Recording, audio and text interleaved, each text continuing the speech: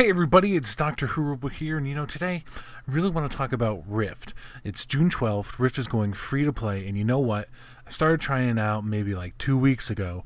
Last time we played was maybe launched, and they've changed a lot, and it is a hell of a game, and I really think you guys should try it out. And it's not just because it has flamethrowers, I swear. Alright, so I'm going to give you a couple reasons here why I think you guys would really dig Rift. Alright, first one, dimensions. It's basically player housing, and how many times have we seen on forums of other games, I want player house, I want World of Warcraft, I want some guild halls, or Star Wars: The Old Republic, why can't I customize my ship? These are valid things. Old games have had this player housing kind of aspect, and you know what? Rift has brought it back with Storm Legion. Dimensions are player housing, but they're a little more. People are creating castles, creating like RP environments. You search YouTube, you'll find all kinds of stuff. There's one guy that built a slide so high that when he climbs up to the top of it, the game actually has to reload like halfway up. It's got to load again because he's going to go down so far. There's so much potential with these dimensions, and people are just letting their creativity run wild. It's such a really cool aspect of the game. Another reason is these things called instant adventures. Now, they're pretty much what they sound like. You log on, you queue up, and it puts you right in an adventure. No, this is for the kind of player that only has maybe a half hour to an hour or something to play. Doesn't want to get bogged down with a dungeon that might take a long amount of time. You jump into the queue. There's no rolls, so you can pretty much get a pop right away. It teleports you right to where you're going to be questing. And it sets you off. You get a big green circle, and you follow it, and it says, okay, and now I'm gonna collect crab heads. All right, so I'm collecting crab heads. All right, we collect all the crab heads. All right, next we're gonna kill these boglings. All right, come on, guys, let's go kill boglings. You're in a raid this whole time. Now we're gonna close the rift. All right, guys, close the rift. Let's go. It's closed. All right, now we're gonna go over here. Now we're going over here. Going over here.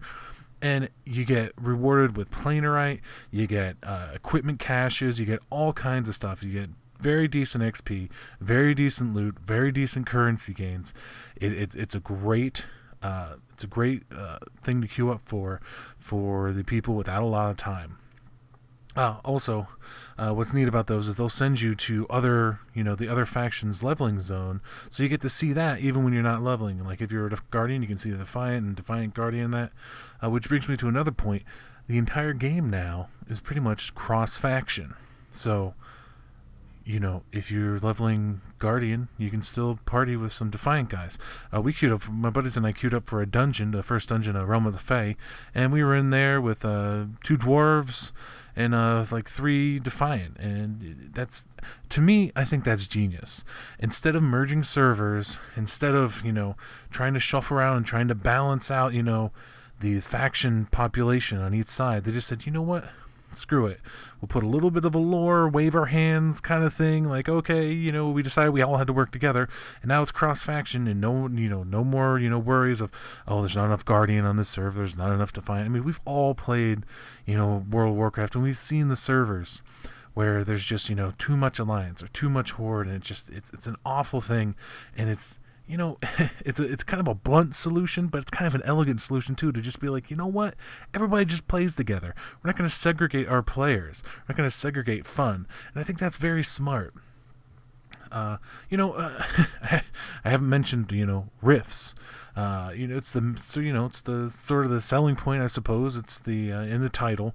But rifts are these sort of, if you played, if you haven't played Rift before, but you've played, say, like Guild Wars 2 or something, they're kind of like the dynamic events. These rifts will open up, you go, and there's different stages, and you got to clear out the different stages. But what's kind of cool is that, there's kind of a fourth wall breaking thing where, like, you cleared this stage out really good. Okay, you get bonus stage. It's like, all right, now you pull rock. All right, you pull rock good. You get bonus boss. It's like. It seems like it would be super immersion breaking, but it's really fun. And it's immersion breaking in the way that gamers want. It's sort of, we have it ingrained in us, this idea of, like, if we do well, we get the bonus stage. It's like, if we can punch that car enough and it blows up, we get a bonus in Street Fighter 2. Test your might, Mortal Kombat. It's that kind of like lizard brain kind of, I want to do it kind of thing.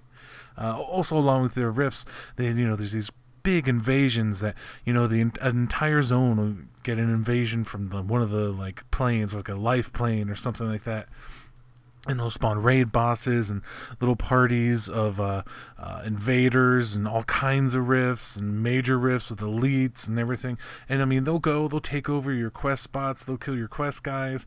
I mean, it's really fun. And the best part about it is when it happens, the entire map lights up, letting you know where all the action is. You can see there's a raid boss here, there's a rift here, there's some invaders over here, so you can plan out exactly where you want to go.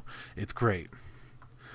Which, also reminds me, one of the most enjoyable things for me about Rift is the absolute, like, crazy variety of class builds you can make. Now, there's 4 base classes: Warrior, Rogue, Mage, Cleric. And, that seems kind of dull at first, until you realize and you get in and you see, like, okay, well, my Rogue, I can be, a little bit Bard. Okay, all right. Well, also I can be a little bit, Rift Stalker, so I'm kind of tanking and I'm playing this music and supporting and kind of healing a little bit. And I'm also going to be a little Ranger because I like a pet. It really allows you to customize your character to play exactly the way you want. I mean, if you want to be a warrior that shoots lightning out of its fingertips, hell, you can do that with the Tempest. Yeah, if you want to be a mage, but you want to do a little healing with your damage, bam, Chloromancer, you got it. It's really fun, and of course, there are always optimal builds at endgame, and the optimal, raid, optimal PvP, that kind of stuff. And there's always going to be that as long as builds exist. But what's great is that when you're out, doing instant adventures or leveling up or just having fun, you can switch to your spec that you really enjoy. I have what I call the Red Wedding Bard.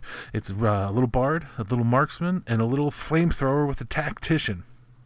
It's just great.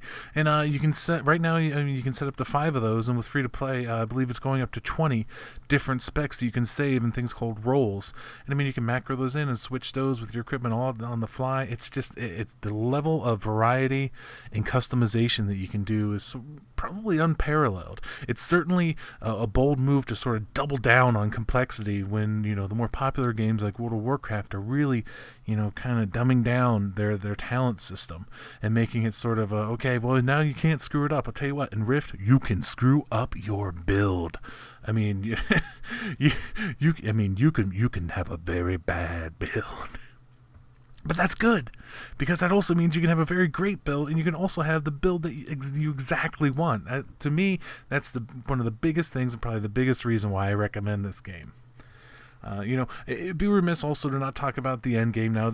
Full disclosure, I'm not at end game, but from what I've heard from friends that have been there, and the general consensus is that Trion gets it. They understand endgame. They make compelling content.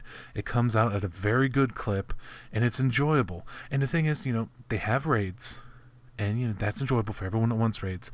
But they also have a lot of different things to do. They have raid rifts. If you don't want to go into like a linear dungeon raidy kind of experience, they have chronicles, which are 1 to 2 player dungeon experiences that let you experience old raid content. Which stop for a second there. Think about that. Who the heck wouldn't want, okay, we'll use World of Warcraft as an example. Who the heck wouldn't want to go back and do like a properly tuned experience of, say, Molten Core or Blackwing Lair for 1 to 2 people? I mean, the fact that other games haven't done this is mind-blowing. It makes so much sense. It sounds like such great fun, and it's just another example of how Trion Worlds they kind of get what an MMO gamer wants. Another thing is they have these things called slivers, which are these alternate reality raids where, they say, well, what if the bad guy won? Okay, boom, here's what would have happened, And that's just, they have this compelling, everything comes from a very compelling place, and it's a lot of things that you wonder, like, why Trion didn't hire somebody to just troll Rift forums of other games whenever they're like, oh man, I wish we had player housing, and like, just, why not Rift? Like, oh man, I wish I could go back to our old raids and have some kind of meaningful experience. Why not Rift? It boggles my mind that more people haven't been into this. But you know what? It's the sub fee perhaps, and that, that's now gone. The free to play model is very good. It's very much in the line of rewarding those who pay and not punishing those who don't pay, which a lot of them, as much as I like a game like Star Wars The Old Republic, its free-to-play model is very much punish people for not playing instead of rewarding the people who do pay, which we'll see, at the end of the day, which one ends up being better. But for the gamer, I think Rift model is going to end up being better, even if it's perhaps not as financially viable in the long run. I think they're going to have a better player base. So that's just a few reasons why I think you guys really dig Rift. So head on over to riftgame.com, download it, create an account, get in there, start closing them rifts, start stopping them invasions, going on some instant adventures, making crazy ass slides and castles in your dimensions, and just have a lot of fun. This has been DoctorWhorrible. Happy hunting.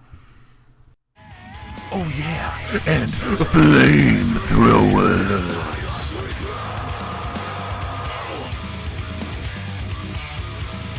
We were too sad, let's